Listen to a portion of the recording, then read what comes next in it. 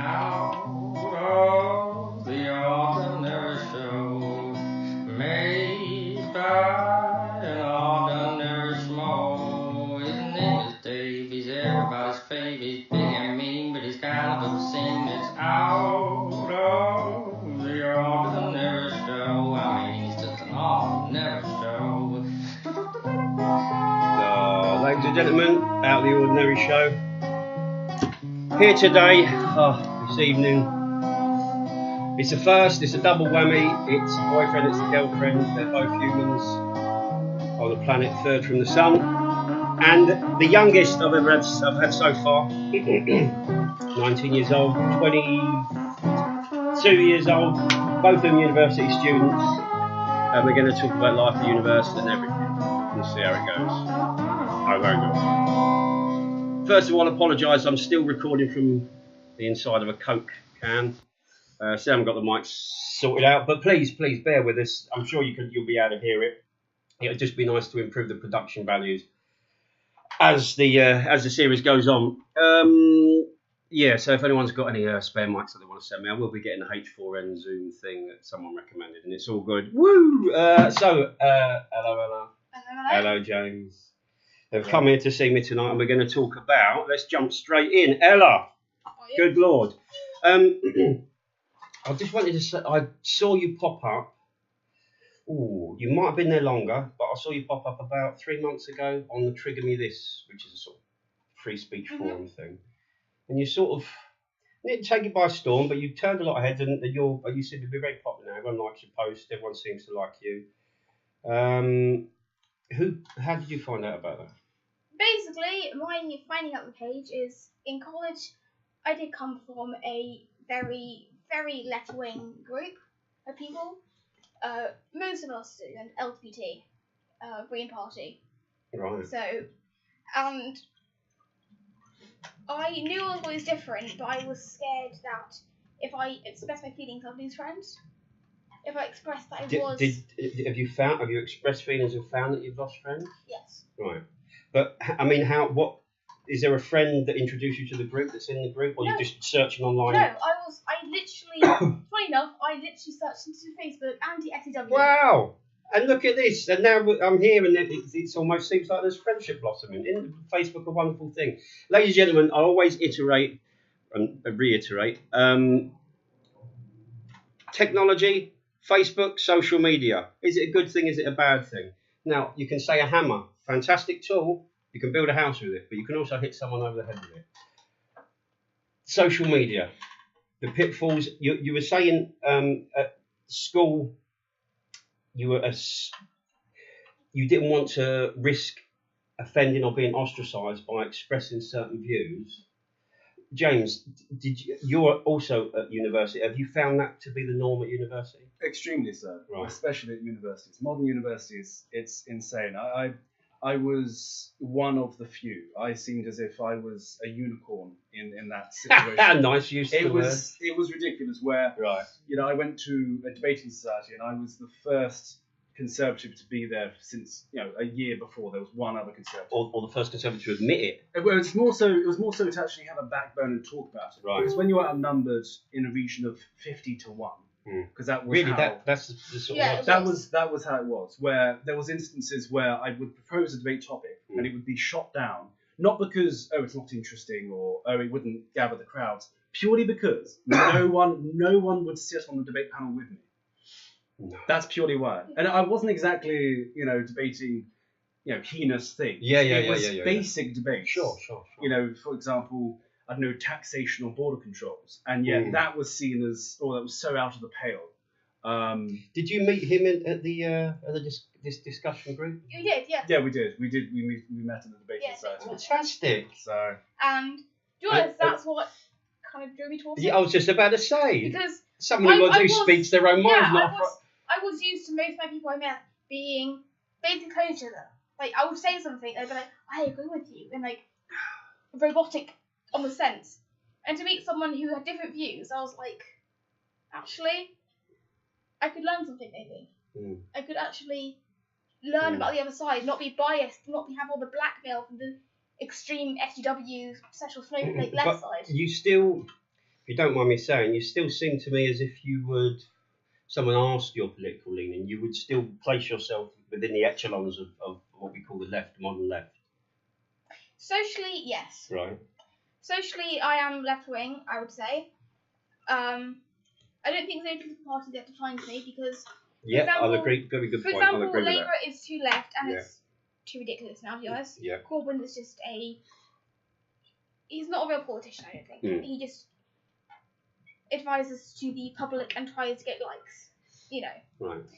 Conservatives, I agree with a lot of their views, but not enough to fully support them. Absolutely. Yeah, yeah. Lib It Dems, doesn't seem my like problem with Lib Dems is most Lib Dems I agree with, but because they're so Eurocentrist and I'm pro-leave and Brexit, it's hard for me to... I mean, that must be really difficult, Scott, being Brexit, pro-leave. I mean, I think it was something like, was it Our 70? age group. Our age group. Yeah, Especially It was females. more than 70%. I think females, it was 84% females, aged 18 to 25 voted leave. Voted Remain, sorry. Mm. And being a Leave supporter, Mm. that really ostracised me, I think.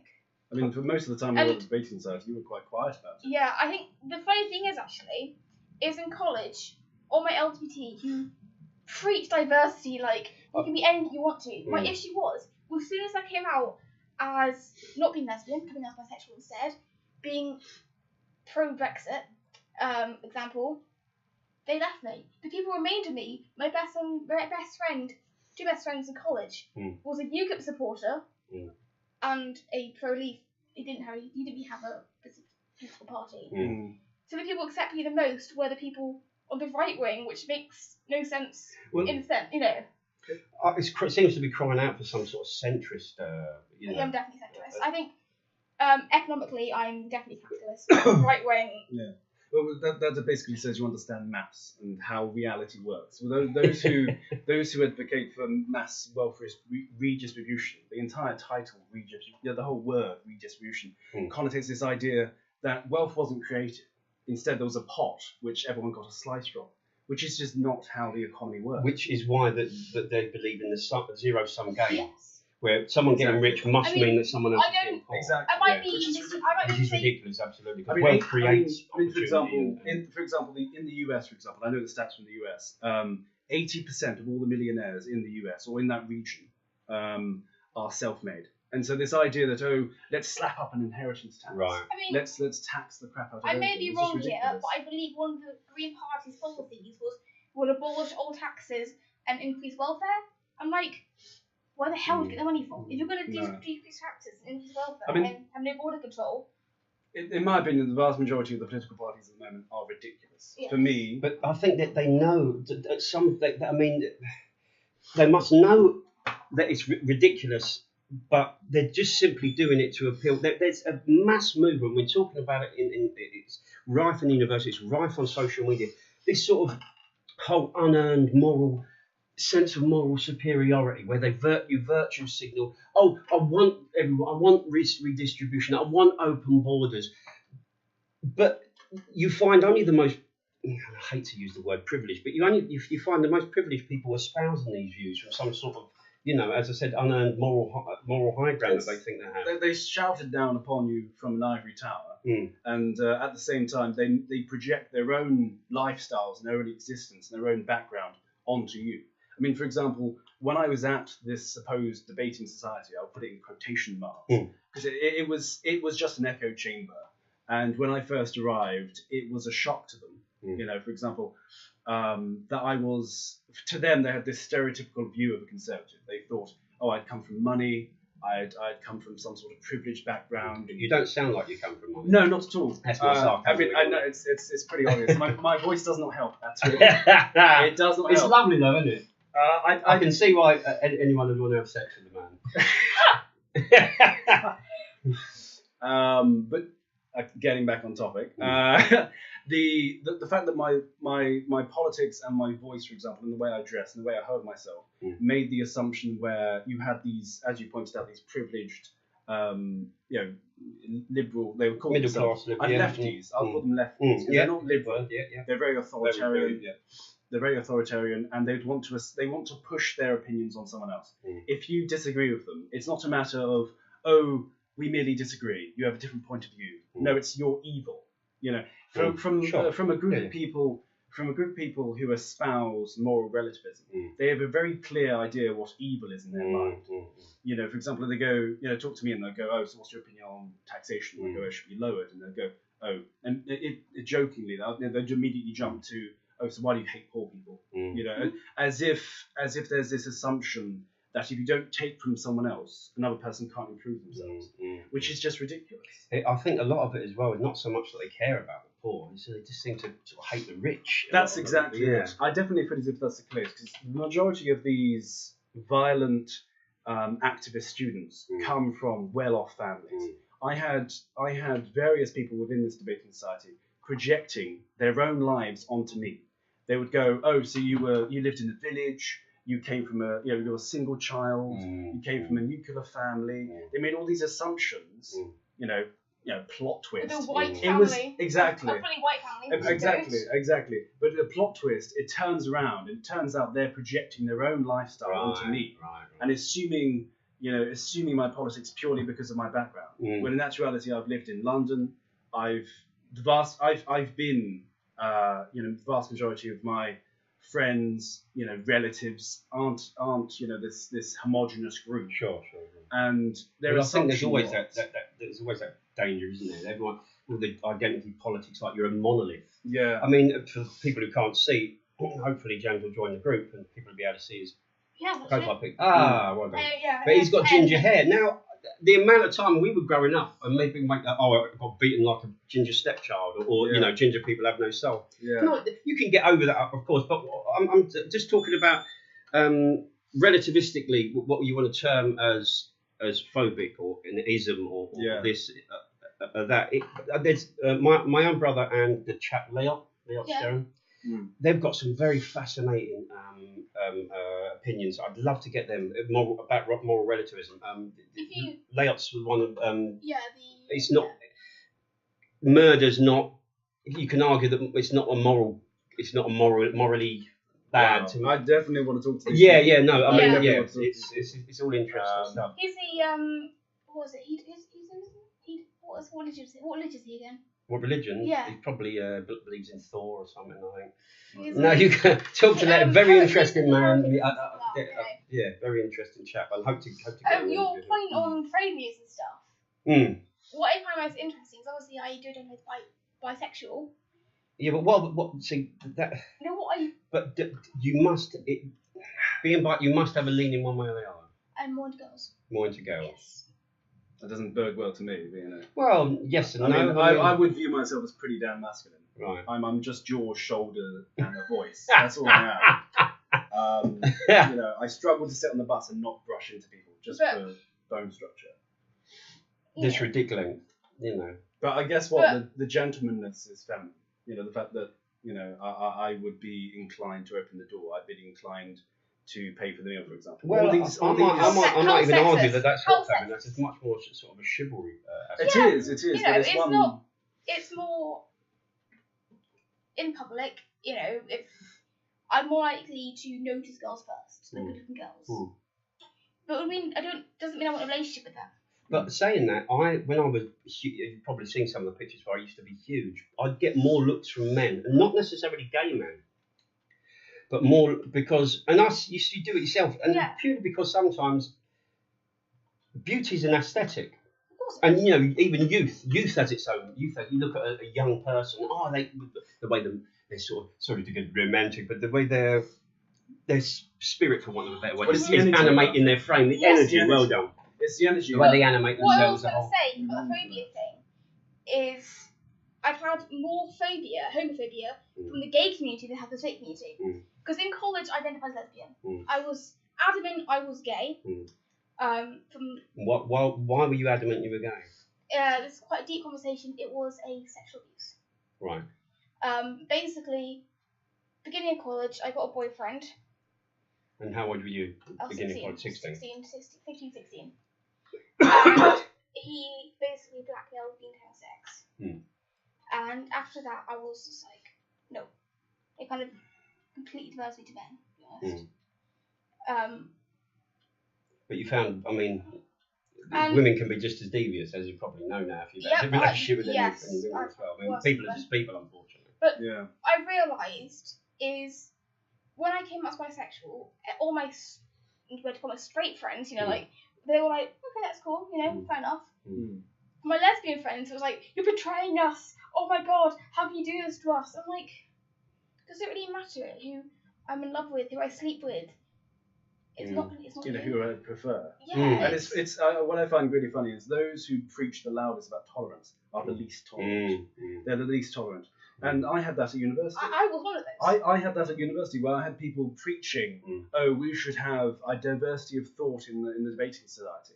And then as soon as I arrived, all of a sudden that went out the window, and there were certain debates that were off limits. There were certain things that just was not meant up for discussion. I was so shocked when I joined the Canterbury. We went together Yes. because in the debate society, because I was the president of my debate society in college, and me and my friend Dan. But at the time, I was a Green Party supporter. He was UKIP, so we had very diverse leadership. Sure.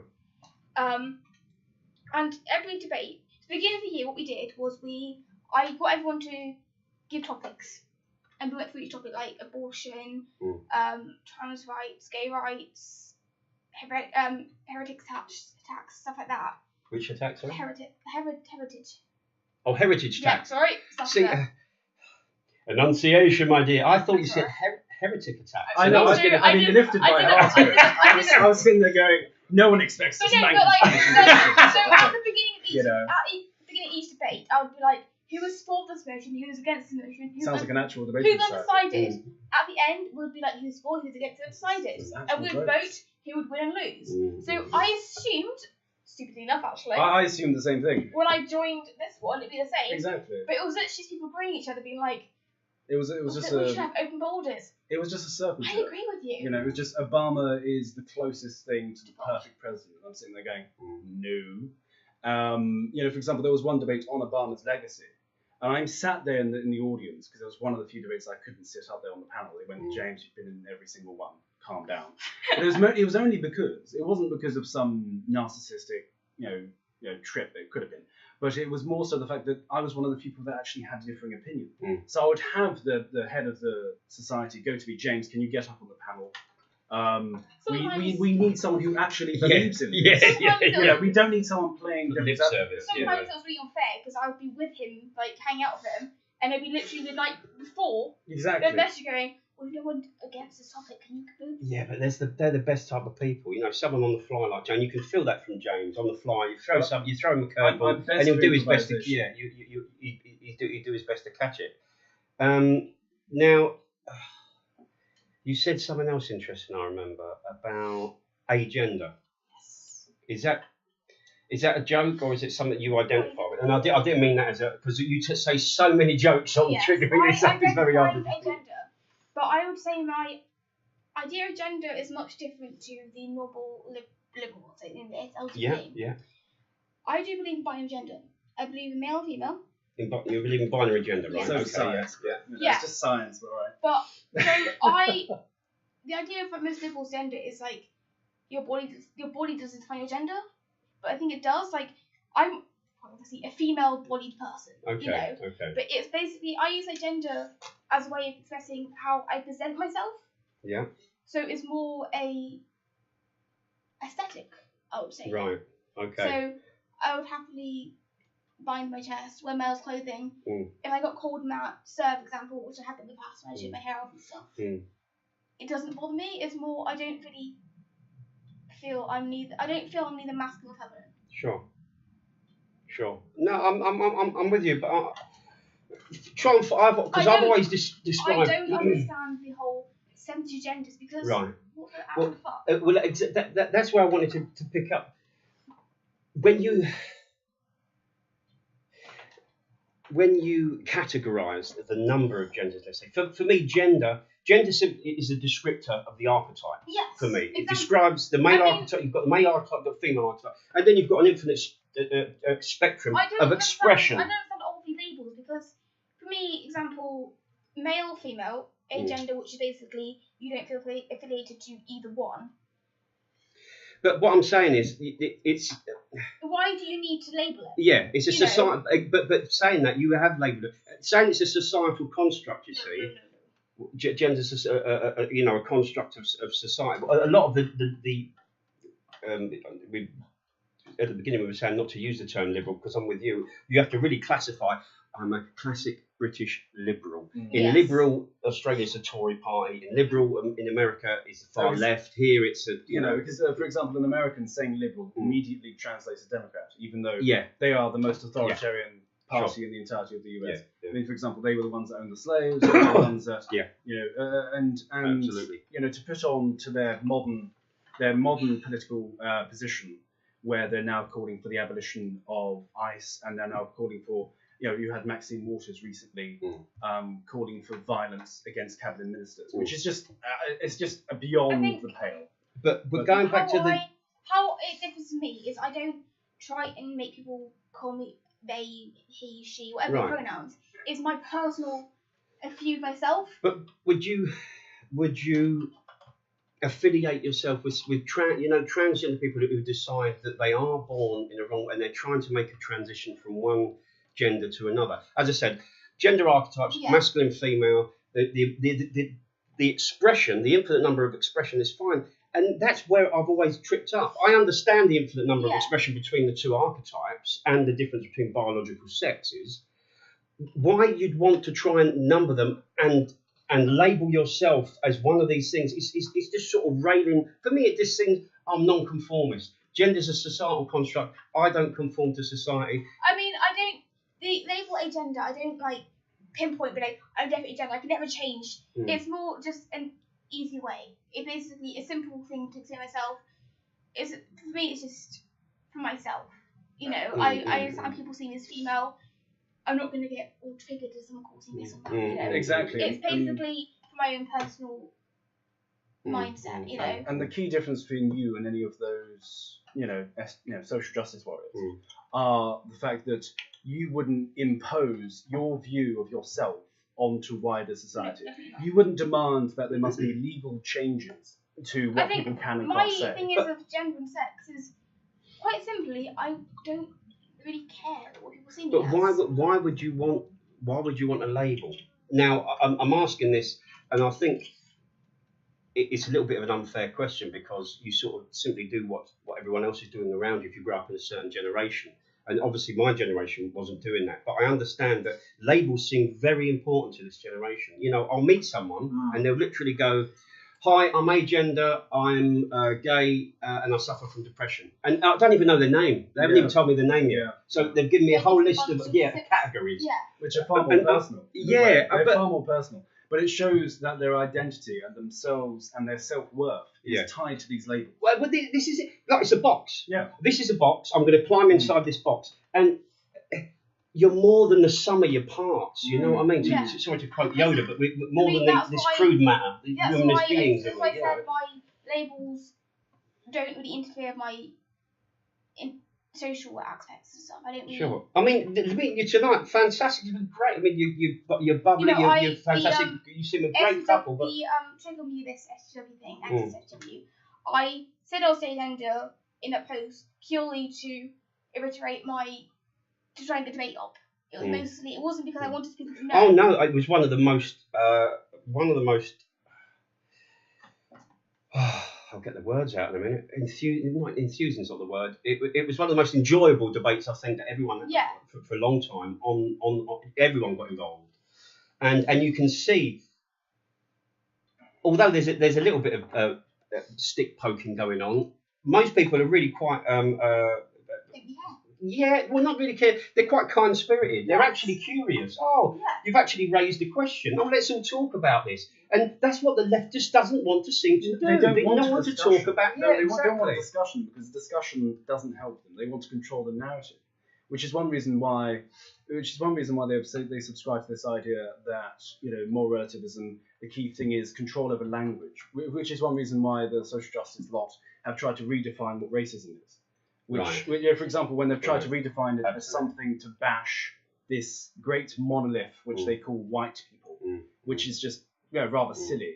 It now involves privilege, and power. Exactly. And It's all this prejudice weird plus prejudice power. That's right. I mean, It's prejudice plus power. Which is some stipulated And definition from an 80s sociologist, isn't it? Yeah. Somewhere. Exactly. The thing is, that entire argument falls apart as soon as you were to apply this whole prejudice plus power thing. And they go, oh, so wait a minute. If I were to go to Nigeria, I've used this analogy exactly the same. It's all you need to do is discuss it. That's why they don't want discussion. Discuss it on a global, Oh, all you if need you're to do talking extrapolate the. This is quite extreme, actually. Societal power.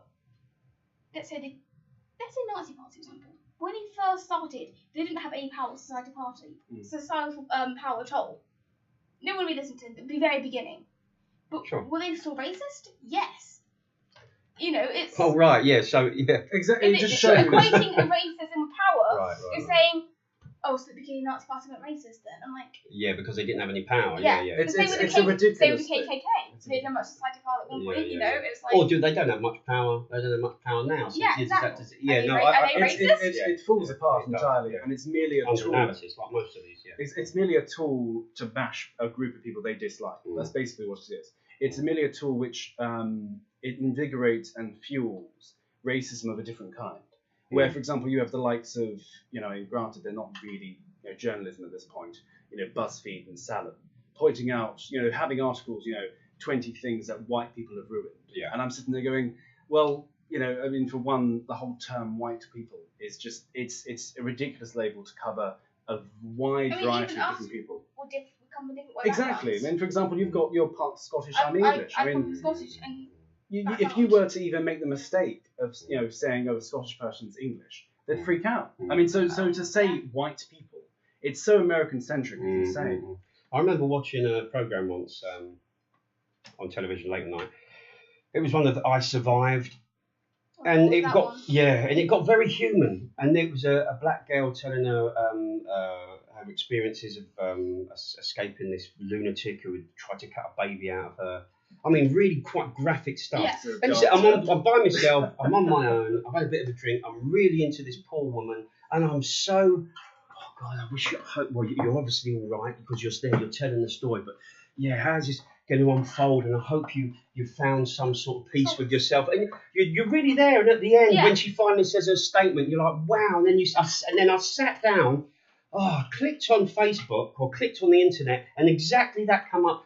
20 things that and there's a black person saying, you hate us, don't you? And it was such a mind fuck. It was where my mind had been watching that, and the colour didn't. I was watching a human experience of this person. It fucking spammed me right out there. What I find most interesting is the fact that, for example, you didn't see colour at all. For these radical lefties, that's what I'll call them now. They find, even if you were to go, if you say, I don't see race, that is somehow racism. I'm sitting there going, you need this identity politics so much that you mean to remove the main way of removing racism, which is to view each other as human beings, as individuals. It was just after the Brexit vote, and I put a status up quite simply saying, yes, people are disappointed we left. People are proud that we left. Can we stop assuming that everyone who left is xenophobic and racist? And this trans woman said to me, she was like, you don't understand, my family's all from India and Pakistan, they're going to be deported straight away, all this bullshit basically. And I was like, is that what she said? Yeah. Right. I was like, excuse me, I'm actually mixed race.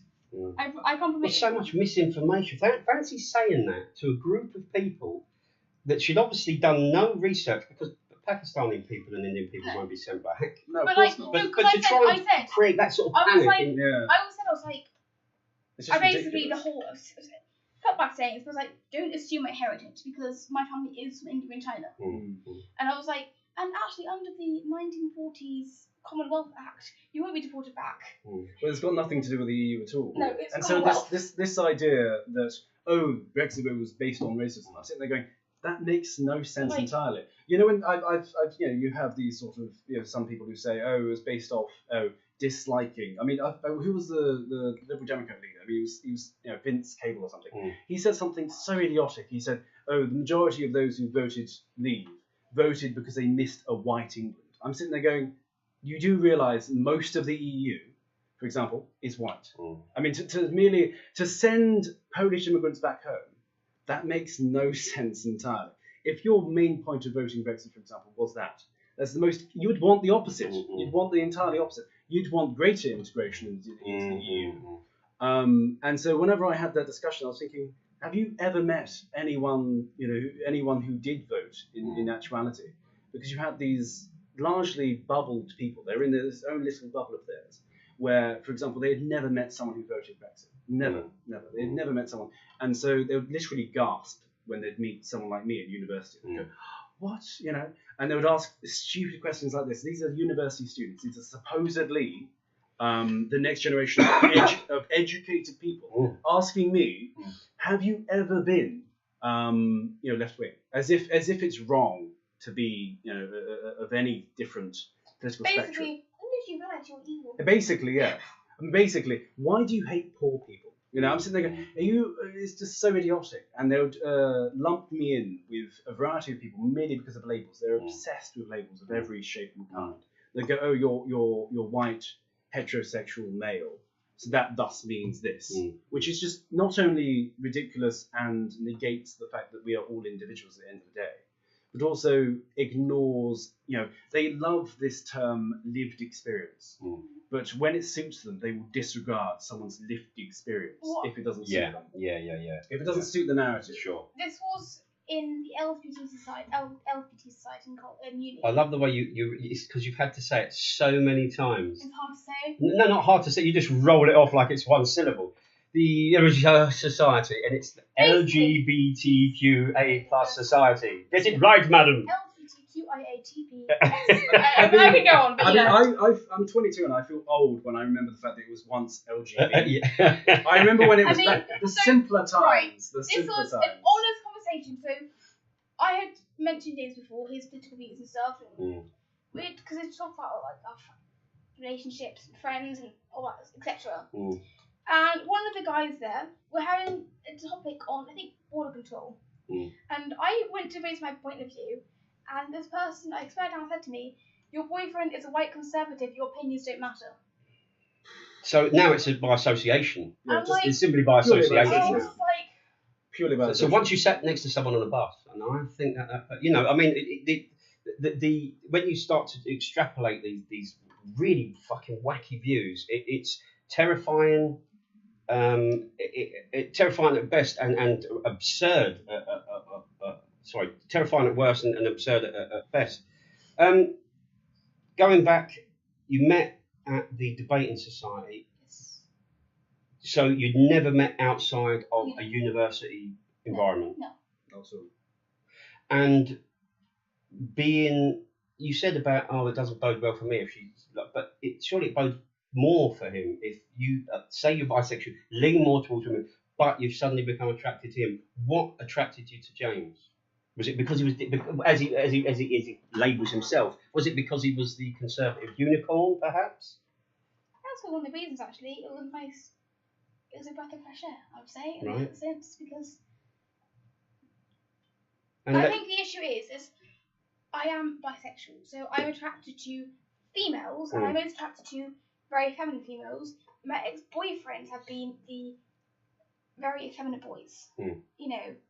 Not really have and to be honest, to put it really crudely, if I want to date a girl, I'll date a girl. I want to date a man. Yeah. I want a separation. That's the thing. I'm like. And you've never had any moments of what they call panic about your sexuality, James? No. But no. Not at all. It took a sharp intake of breath. I mean, see, I've been just to make as sure old as I am. Just to make sure the no was clear. That's what that was. I mean, when you're my age, if you haven't imagined putting your dick absolutely everywhere, it's. Same here, actually. What, your dick? Yeah. I mean, nowadays you can probably self-identify. Ella James Arden and her vestigial organ, everyone. I hide it well. My train of thought. I hide it well. Well, you said you take your boobs, maybe you can, do the old Buffalo Bill. Yeah. Can't say I haven't done it, we've all done it. Now, but being at threesomes and sex parties and stuff like this, and of course there's lots of floppy things and hard things there. And I've seen, you were talking about looking at women and saying to yourself, oh, that's a beautiful woman. But are you thinking, oh, that's a beautiful woman, I'd like to have sex with? Yes. For me, right. Because for me, that's the thing. Basically, I was. I've looked at. As a quickly finish me an anecdote about the sex parts. I've looked at Willies and thought, fuck me, that's a Brad Pitt of fucking penises right there, and not even realise what the guy's looking like. And even if we get down and dirty doing, and because you're doing all sorts of things together, and sort of Willies touch. But there was a great analogy I heard. It's like two mafia men burying a body and their spades chink, and you simply look at each other and say, "Yeah, we're just doing business." Made me feel a lot better about the panic that I had. I can tell you. Oh god. Sounds cheesy how right now. I was kind of adverse relationships. It's difficult with double penetration anyway. Okay. Sorry. I mean, this conversation escalated quickly. So I well, it's people and sex sells. This is I think the issue is I didn't talk to any guys in college. I didn't try to get a relationship. I didn't try to have sex with them. You know, I was so oppressing my feelings towards guys who didn't feel attractive. I didn't think acting at all. You know, I was just all girls, but I was adverse to relationships as well. You was what? Sorry. Adverse to relationships. Sorry. Yeah. Sure. So my college experience is mostly me being a little basic lesbian whore. To be honest. You mean you slept with a lot of females? Well, yeah, I guess fondled in parties and back. Yeah, well, that's. I mean, we've all done that, haven't we? I wouldn't let that define my sexuality. But because I had these trauma I told earlier, in my head I was like, you know, and then so I was kind of like relationships aren't me, blah blah, and then joining uni, well, we were best friends for a whole year. We started dating. Cool. I think that's always a good thing. It was so gradual, and it was like, wait a second, I might like him more. That usually means that you can retain a friendship even after sometimes. The important thing also as well is we didn't, even though funny enough we met in debating society, we never spoke about politics. No.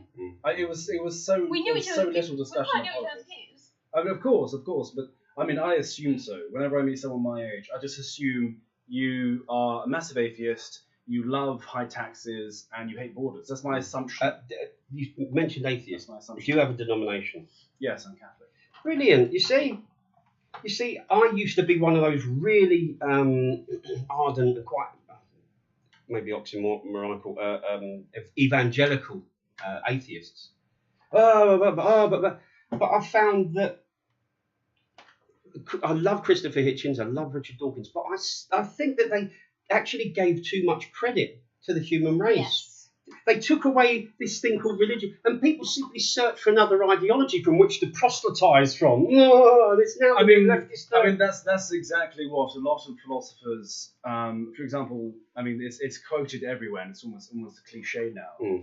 But for example, when Nietzsche has declared that God was dead, he made various predictions. One, of course, including that man will then seek another ideology or ism to cling to. And he predicted, for example, the millions of deaths which would happen underneath communism. And so, for example, with the likes of authoritarian regimes like communism, for example, you have they absolutely despise religion. They despise religion, they despise the family. And those are two things that I would espouse to protect. The family, faith, and in the end of the day, the country are the three most important things. You say the family and the faith, so you think religion, the sort of transcendent religion, is an important aspect? I would certainly say so. I mean, for example, one thing I always point to is the fact that, this idea that atheists have, that, the vast majority of atheists, for example, live in the comfortable, protected, well-off West, basically. You don't have atheists popping up in Sudan. You don't have that happening. And so the whole idea of atheism is, I would argue, a product of Christianity, a product of the Enlightenment and what happened afterwards. Okay. And so without Christianity, where else in the world do you see atheism? You don't. It doesn't exist. I mean, Hinduism, one of the oldest religions in the world. No society and culture is based on atheism. And I mean, for example, the idea that you must remove God entirely is I would argue, ridiculous. For example, whenever the likes of communism supplants itself into a state, whenever it plants itself into a state and goes, you must worship the state now. For example, they grasp onto the husks of religion. For example, the cult around Stalin. They grasp onto the husks of religion because at the end of the day, I would argue that man needs and is in a way built towards some higher belief, some belief that there is something more than the physical. And so I believe that Christianity is the best outlet for that. So it's that's a quality inherent to man. Inherent to humans. Yes. Yeah, when I say agree. man, I mean it in the traditional sense of man meaning. Yeah, no, sorry, I wasn't getting politically correct on your ass. I was just simply saying. I'm How used to it. sexist. Yeah, I'm used to it. I've discussed things. Absolutely. I was simply like the avatar is an ape, so wouldn't be this. There needs to be a level of sentience. I certainly would believe so. But I mean, did you believe in evolution, for example, or could we start? Well, I would, yes, of course. You don't believe that you're not a creationist? No, I don't believe the Earth is 4,000 years old, Right. and fossils are merely meant to test us. Yeah. I'm not. Are you really Catholic then? No, Catholics, they reconcile themselves with evolution and everything. Catholics don't believe that. Yeah. I I mean, know, you're I know. thinking of American I went to Baptists. Catholic. I I'm went not, to Catholic school. I know. But at the end of the day, I've got to get James with Adam, my brother, he's doing his masters in ancient civilizations, but he's a big atheist, and you can really argue because I mean I do understand the utility of religion, and I really respect its utility, and most religious people are usually pretty fucking nice people. Yeah, you can go on about the evils of this and that and caused under that and who buggered who. And but at the end of the day, religion as an institution is a human institution at the end of the day, and so of course there's going to be massive evils and mistakes within it. Sure. But So whenever, I mean, for example, whenever I've had atheists go, oh, Christianity, blah blah blah, they usually point out the usual thing of the Crusades or the Spanish Inquisition. And I point to the fact that, for example, the Spanish Inquisition, when it initially started up, was a response to heretical teachings. And at the time, Christianity was central to the power structure of a noble lord, for example. So, for example, the Catholic Church cannot carry out executions. So this caricature of priests running around burning heretics is just ridiculous. It's just ridiculous. The Catholic Church didn't carry out executions. It was noble, lords and families whose power was based on the divine belief that they're mandated by the Pope. Exactly. I mean, we could turn this. I mean, we could have 2 hours of discussion because again, Hitchens was very, there wasn't very many religious debates that Hitchens really didn't tear some chunks out of the people he was debating, and I think he was a great debater. But there was equally some. I quite like Dinesh D'Souza, for example. I have heard of him, and he did make a very good case in that debate he made. But what I found quite amusing is the fact that the majority of Christopher Hitchens' debates, the majority of what he said was you could predict what he would say. I felt as if, as a Catholic, I could sit there and go, tick off a list. He's going to point out the evils of man. He's going to point out, the Inquisition or the supposed wars caused by religion. Yeah. And at the same time, he would, seem to ignore the fact that a lot of ideologies have justified killings on a far higher scale. I mean, for example, the communism is a very good example because of the fact that it was entirely opposed to the idea of God, because it's entirely opposed to the idea of God opposes, the one reason why communists hate Christianity, and it's, I would argue, one reason why our modern society demonizes Christianity in every shape and form, is because if you believe that, for example, that you are made in the image of God and that you are a part of God's plan, there is no way that you can also believe at the exact same time what communists believe, which is man is moldable. You can make the perfect society.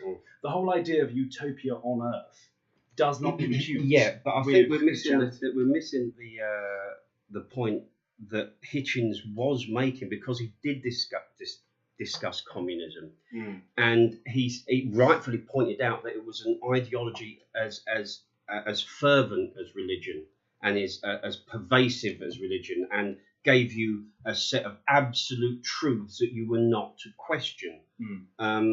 that's we've touched on individuality, and I think every atheist worth his salt is trying.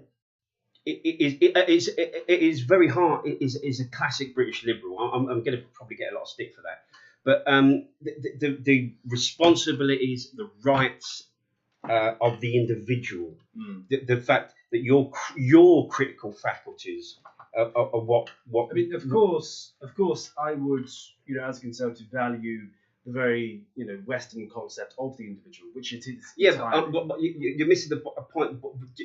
Ideology. What Hitchens and a lot of them debaters were saying, that ideology corrupts. But a lot of the time, the new atheist movements like Dawkins, like Hitchens, for example, the key thing is I would believe, they held this utopian view that all that man needs is the correct socio-economic situations, and they will all aspire to the same thing, right. Which is not the case. There is some people who are objectively evil. There are some people, this idea that, if we just, I would say it connects to Hitchens' view on Iraq, where he just went, you know what, let's import democracy to Iraq, which is the worst idea. You've got a nation which is built upon various tribal ethnicities which hate one another. And you know what, let's go in there, destroy all the institutions which have held it up, and import democracy, which is an entirely artificial thing. Democracy grows. It's not imposed. You can't impose democracy. It's the most artificial thing ever. And look at Iraq now. It's a shambles of a state. The exact same with Libya.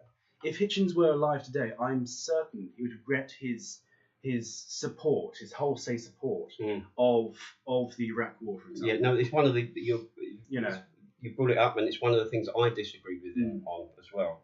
So, but speaking about that as well, an idea, people that I've met that have been ideologues, for example, you can like, I can like Dinesh D'Souza, I can like you, I can like Jordan Peterson, even though I don't agree with you on everything.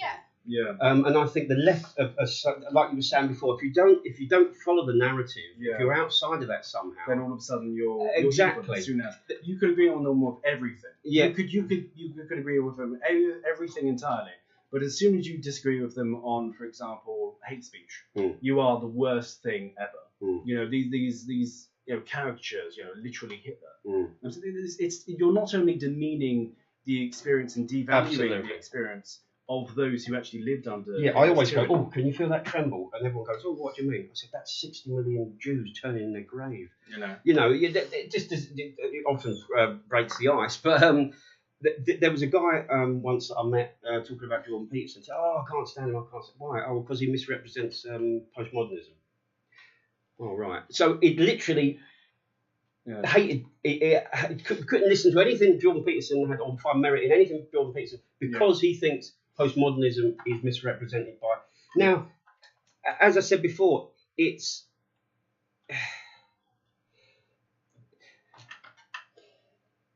Do you think that humans have to have an ideology governing them, and the best ideology is a religious one? It's at its apex. I wouldn't leave it as broad. I mean, granted, I'm biased, but I wouldn't see it as broad as religious. I would say Christian. Coming from a outside point of view, someone who is more atheist-leaning, I'm agnostic, but more atheist-leaning. Right now, my idea of religion is I do believe in a greater good, but I'm not quite sure if it's God, if it's Hinduism, if it's the Force. Yeah, so it's more I'd rather live a good life, and if God exists, then great. If he doesn't, he's not going to hurt you for not believing in him. But that's the key thing. But what I'm saying is, even me, who is more atheist-leaning, I respect that different cultures, different lands were built on religion, because that was known. Yeah, but how do you reconcile yourself with saying that the Bible is the word of God, and God is and has been and always will be, and there's passages in the Bible about advocating slavery and advocating genocide. It becomes very difficult when you do. I mean, I can understand the ideology, but all the revisions that people have needed to make. And this, when you think that that doesn't really seem the work of a divine creator. That doesn't really seem like the the blueprint that a divine creator would lay down before him and enact. But well, to get back to the idea that, for example, you can get to the position of, as atheist, I can espouse that. My belief is that without, for example, never before in human civilization has there really been a solid movement which has espoused the idea that, there is no creator, and we are living in such plenty and such plenty and comfort that we can posit the ideas that there is no creator, that we are just this ball of dust in the middle of this endless universe with no purpose. We are just animals that seek to procreate, and that's it. That's all it is. There is just your experience in the now, and that's it. Personally, I think as if one reason why human beings seem to cling to ideologies like communism, like fascism, like any ism of any kind, is this idea that you feel as if you must belong to something greater. For example, one example I point out is the fact that a lot of Remainers go, British nationalism is so silly.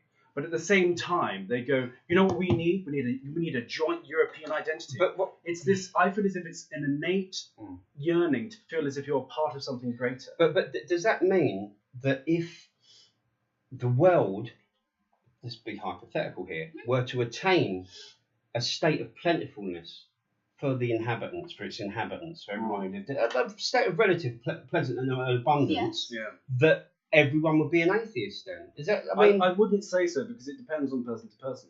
Some people, I would say. You say it's person to person, but you laid it right at the feet of Christianity a moment. I would say it certainly is because of. So you're saying the abundance in India, for example, the Hinduism and everything would. For example, India experienced various gold ages, but it always had this clinging to a faith which has lasted far longer than any other. And yet this idea that atheism is this, I would say it's a unique growth out of the Enlightenment. And I would say it has been a core part of why we're in this current situation with Western civilization, where you've got this questioning of our own personal identity, because you've gone from the UK being a largely Christian country to it being, I'm not sure what I am. The joke among Catholics is, a Jehovah's Witness comes to your door. The joke is, a Jehovah's Witness comes to your door, knocks on your door. Are you spiritual? No, we're Anglican. That's the joke. And it's come to that point where I would believe that when you remove faith, you remove a solid foundation on which human society is needed. Why do you think every single human civilization has had faith of some kind? Well, that's part of the evolution of civilization and mankind. Surely that they have to go things that you can't explain. It's like when you start off with things like rocks and fur and twigs, and you now have this. A mobile phone which has more computing power than the computer that sent what I'm saying, that's an evolution of technology. Surely, people trying to push and espouse people to use their own critical faculties without the adherence to something that was needed to keep the integrity of nomadic groups of people that were moving around the Levant. Sure, you need that. You can see the utility of religion there. Someone come down. This is a law. I'm the lawgiver. God has given you these rules. We must. And so you see religion as more of a utilitarian. This is the way that we. Yeah, but more of a utility. Yeah, the way they manage to hold the manage. So how come you believe that now we don't really need that? We don't need that glue to hold society together. I'm not saying we don't need it. Yes. I'm saying that I think we will start to shed it. It's become something that I'm saying I'm contradicting myself because I'm saying we maybe took it away from a lot of people very, very quickly. And it's these weird atheism plus movements are fucking wacky. They're almost like American cult fucking the politics and the what they're espousing. I think it's the evolution of humankind. We've moved through that. You've got to release. I don't want it because it makes me sound like I'm insulting religion when I say a stagnant grip on a dot. Yeah, sure, it's carried you this far. But if you're in a raft that carried you so far, you're not going to stay on the raft when there are bigger and better and more meaningful things being falling into your trap. More meaningful things, because there's nothing more meaningful, than.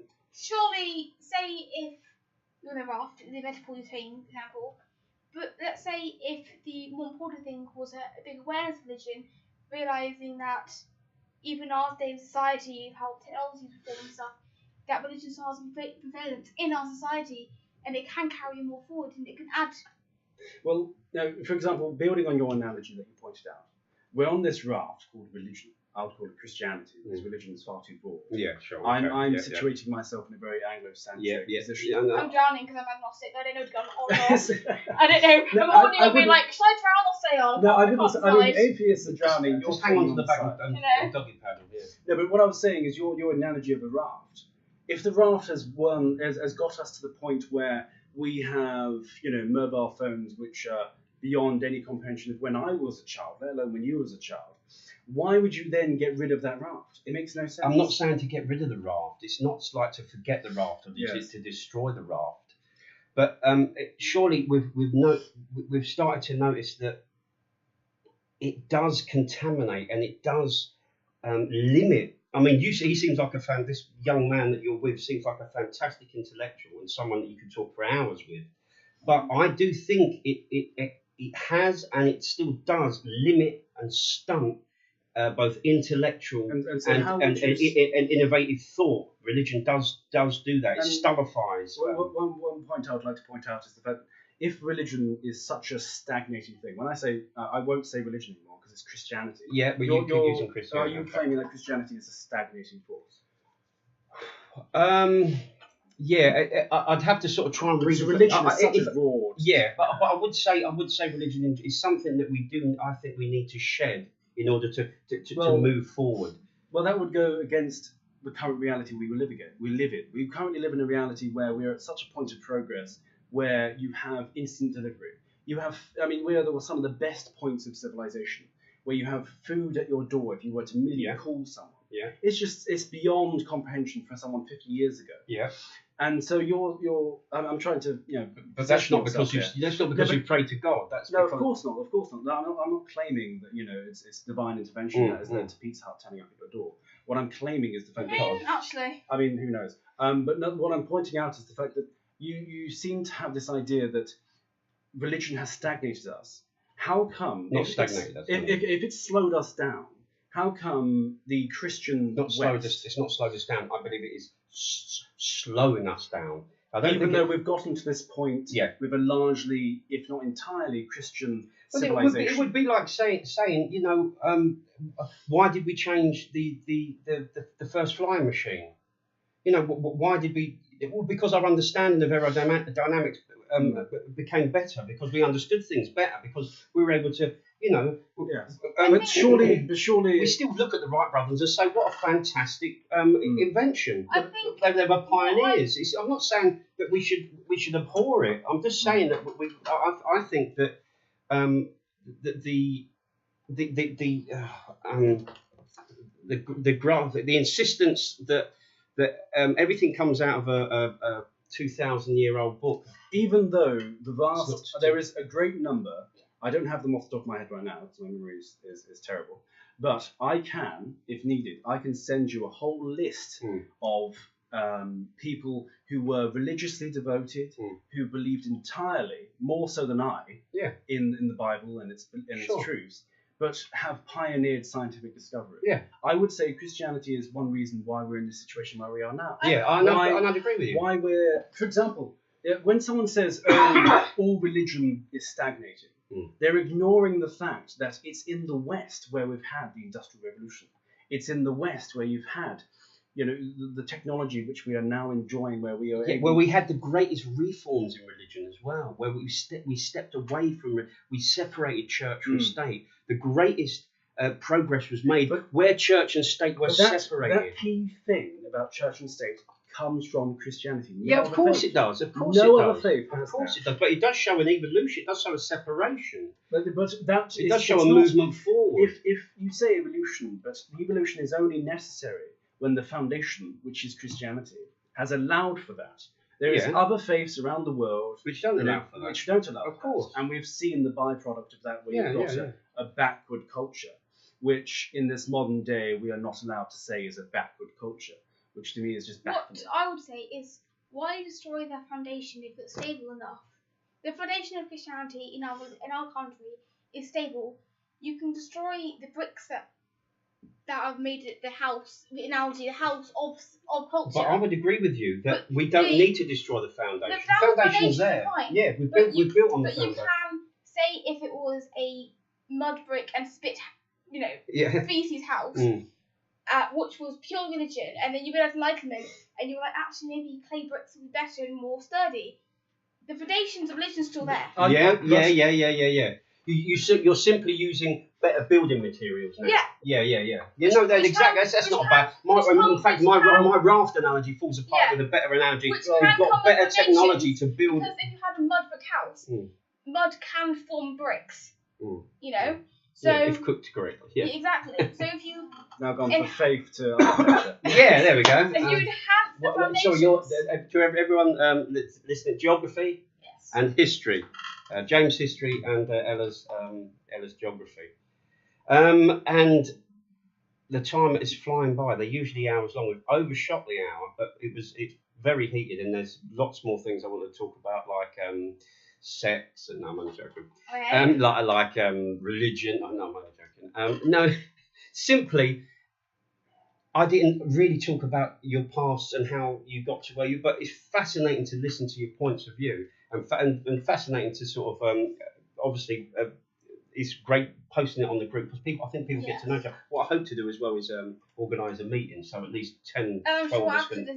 Maybe we can film that or and I'm sure after the interview finish, we'll carry on talking about our views outside the that is the trouble. A lot of when we stop recording, we carry and then lots of things get said, and there's some really interesting things that they got spoken about. Sonia was one that came around to a week or so ago.